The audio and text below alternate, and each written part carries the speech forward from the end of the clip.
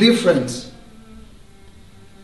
we are commemorating today the 76th anniversary for the liberation of the Pest ghetto, a horrifying place where so many people found their death at the very end stage of the Second World War.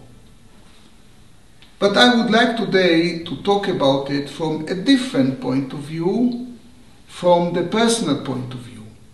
And I would like to tell the story of a friend of mine, a friend that we have known each other since our military service times, and we are both diplomats at the Foreign Service, and we are also good friends. Now, I always knew that half of his family's roots was in Hungary from his mother's side. Last year, when I was at the monument at the Dohani Utza and I was making the official speech on behalf of the State of Israel, I didn't realize that at the same time he was then ambassador in a European country, I was creating a mini emotional storm at an Israeli embassy in Europe. And he called me after the ceremony and he said that he was very emotionally moved by me participating in this ceremony. And I said, why? You know, you've been there a million times, you know the place, you know everything. He says, yes, because you know, one of the buildings that you can see when you look at the monument, which is attached to the monument, is the building where my mother and her family, they lived there during the ghetto period. My mother was released by Raoul Wallenberg, and this is how she was saved, because she was taken by him to one of the safe houses. One of her brothers was murdered, and he says, for the first time, I realized that you, my friend, you are representing the state, you are participating in this ceremony. And then I understood something that I never understood before. I understood the connection between past and present. That look at what situation my family was back at the beginning of 1945 and at what situation we are now. And it caused him this very emotional reaction. And why am I telling you this, ladies and gentlemen? I'm telling you this because this is the link which connects between the past and the present. We need to remember this is part of our history.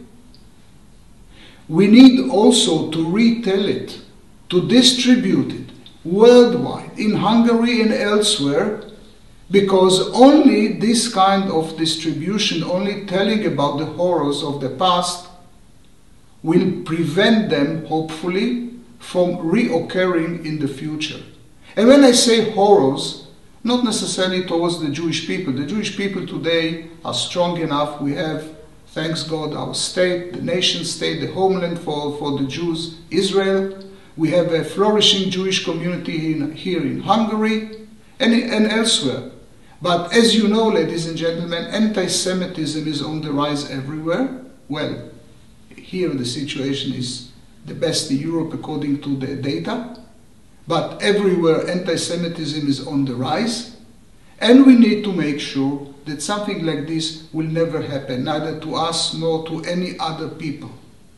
And this is the importance of us being here today online, unfortunately, remembering the victims, remembering all the suffering, with the hope that this will never happen in the future, and with the pride that look where we are today.